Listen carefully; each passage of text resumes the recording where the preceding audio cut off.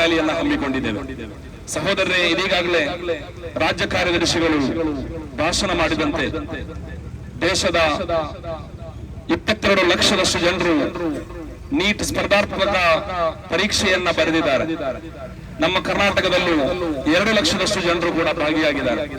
ಹೆಚ್ಚಕ್ಕೆ ನಮ್ಮ ಜಿಲ್ಲೆಯ 10,000ರಷ್ಟು ಜನರು ಈ ಪರೀಕ್ಷೆಯಲ್ಲಿ ಭಾಗಿಯಾಗಿದ್ದಾರೆ.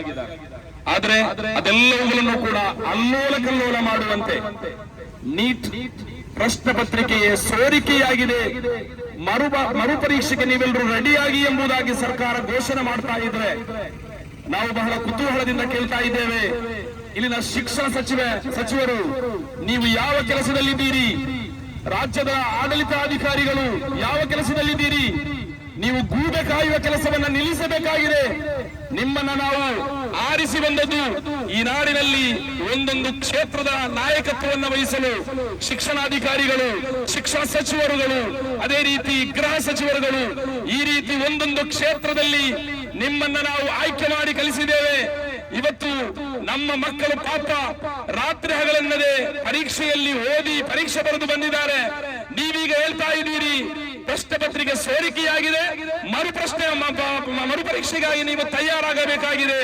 ಸಹೋದರರೇ, ಇದು ವೈರುಧ್ಯವಾಗಿದೆ. SSF ವಿದ್ಯಾರ್ಥಿಗಳ ಪರವಾಗಿ ಘೋಷಣೆ ಕೂಗ್ತಾ ಬಂದಿದ್ದೇವೆ. ನಾವು ಯಾವತ್ತೂ ಕೂಡ ಈ ರಾಜ್ಯದಲ್ಲಿ ಎಲ್ಲರೂ ಯಾವ ಸಮಸ್ಯೆ ಬಂದರೂ ಕೂಡ SSF ಮುಂದಡಿಯನ್ನು ಇಟ್ಟಿದೆ. ಎಲ್ಲಾ ಕಾಲದಲ್ಲೂ ಎಲ್ಲ ಸಮಸ್ಯೆಯಲ್ಲೂ ನಾವು ಆ ಸಮಸ್ಯೆಗಳ ವಿರುದ್ಧವಾಗಿ ಪ್ರತಿಭಟನೆಯನ್ನು ಕೂಗಿದ್ದೇವೆ. ಇನ್ಶಾ ಅಲ್ಲಾಹ್ ನೀಟ್ ಪರೀಕ್ಷೆಯನ್ನು ಬರೆದ ಎಲ್ಲಾ ವಿದ್ಯಾರ್ಥಿಗಳ ಪರವಾಗಿ ರಾಜ್ಯದ ಅತ್ಯಂತ ದೊಡ್ಡ ವಿದ್ಯಾರ್ಥಿ ಸಂಘಟನೆ SSF ನಿಮ್ಮ ಜೊತೆ ಇದೆ.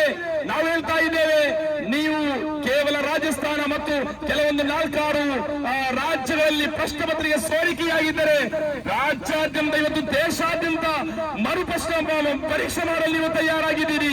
ಮಕ್ಕಳ ಭವಿಷ್ಯವನ್ನು ನೀವು ನೋಡಬೇಕಾಗಿದೆ. ಇದು ಇಲ್ಲಿ ಅಲ್ಲೋಲ ಕಲ್ಲೋಲ ಮಾಡಬೇಕಾದವರಲ್ಲ, ಮಕ್ಕಳ ಭವಿಷ್ಯದಲ್ಲಿ ಚೆಲ್ಲಾಟ ಮಾಡಬೇಕಾದ ಅಗತ್ಯವಿಲ್ಲ. ಆದ್ದರಿಂದ ಇವತ್ತಿನ ಪತ್ರಿಕೆ ನೋಡಿ 4 ಮಂದಿಯಷ್ಟು ಜನರು ಆತ್ಮಹತ್ಯೆ ಮಾಡಿ ಆಯಿತು. ಕೇವಲ ಒಂದು ನೀಟ್ ಸ್ಪರ್ಧಾತ್ಮಕ ಪರೀಕ್ಷೆಯನ್ನು ಬರೆಯಲು ವರ್ಷಗಳು ಬೇಕಾಗ್ತದೆ. 1 ವರ್ಷದಲ್ಲಿ 2 ವರ್ಷದಲ್ಲಿ ಸಾಕಾಗದೆ 4-5 ವರ್ಷಗಳಲ್ಲಿ ನಿರಂತರವಾಗಿ ಪಾಪ ಆ ವಿದ್ಯಾರ್ಥಿಗಳು ಪರೀಕ್ಷೆಯನ್ನು ಎದುರಿಸ್ತಾ ಇದ್ದಾರೆ. ಆ ಪರೀಕ್ಷೆಯನ್ನ ಎದುರಿಸಿದಂತಹ ವಿದ್ಯಾರ್ಥಿಗಳ ಭವಿಷ್ಯದಲ್ಲಿ ಚೆಲ್ಲಾಟ ಮಾಡಿರುವಂತಹ ದುಷ್ಟರ ವಿರುದ್ಧ ನಾವು ಶಬ್ದ ಎತ್ತಬೇಕಾದ ಅನಿವಾರ್ಯತೆ ಇದೆ. ಪ್ರೀತಿಯ ಶಿಕ್ಷಣಾಧಿಕಾರಿಗಳಲ್ಲಿ, ಶಿಕ್ಷಣ ಸಚಿವರುಗಳಲ್ಲಿ ನಾವು ಹೇಳ್ತಾ ಇದ್ದೇವೆ, ನೀವು ಮೌನ ಮುರಿಯಬೇಕಾಗಿದೆ. ನಿಮ್ಮ ಹೇಳಿಕೆಯಲ್ಲಿದೆ. ಒಂದು ನೀಟ್ ಎಕ್ಸಾಮ್ ಒಂದು ಕಡೆಗಳಲ್ಲಿ ನಡೆಯುವಾಗ ಅಲ್ಲಿ CC ಕ್ಯಾಮೆರಾ ಇರುತ್ತೆ, ಅಲ್ಲಿ ನೆಟ್ವರ್ಕ್ ಜಾಮರ್ ಇರುತ್ತೆ, ಅಲ್ಲಿ 10 ಗಣ್ಣಿನ ಕಾವಲು ಭಟರಿದ್ದಾರೆ, ಅದೇ ರೀತಿ ಶಿಕ್ಷಕರಿದ್ದಾರೆ. ಇದೆಲ್ಲದರ ನಡುವೆಯೂ ಕೂಡ ವಿದ್ಯಾರ್ಥಿಗಳಿಗೆ ಬರುವ ಪ್ರಶ್ನೆ ಪತ್ರಿಕೆಯ ಸೋರಿಕೆಯಾಗ್ತಾ ಇದ್ದಾರೆ.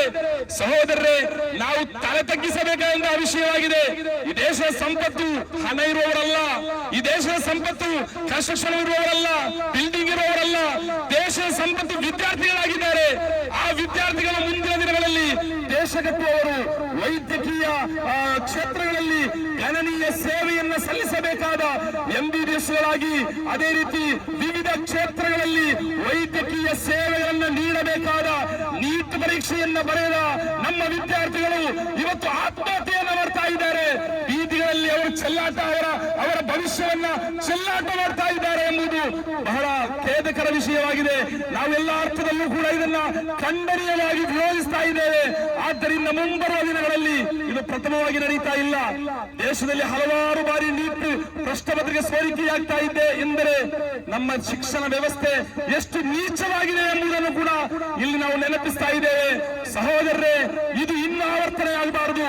ನಮ್ಮ ಮಕ್ಕಳ ಭವಿಷ್ಯವನ್ನ ನಿರ್ಧರಿಸುವಂತಹ ಈ ರೀತಿಯ ಸ್ಪರ್ಧಾತ್ಮಕ ಪರೀಕ್ಷೆ, ಆ ಪರೀಕ್ಷೆಗೆ ಅವರು ತಿಂಗಳುಗಟ್ಟಲೆ ತಯಾರು ಮಾಡ್ತಾ ಇದ್ದಾರೆ. ಆದ್ದರಿಂದ ಆ ಮಕ್ಕಳ ಭವಿಷ್ಯದಲ್ಲಿ ಚೆಲ್ಲಾಟ ಆಡುವಂತಹ ಈ ರೀತಿಯ ಸೋರಿಕೆಗಳು ಮುಂಬರುವ ದಿನಗಳಲ್ಲಿ ಇದು ಆವರ್ತನೆಯಾಗಬಾರದು.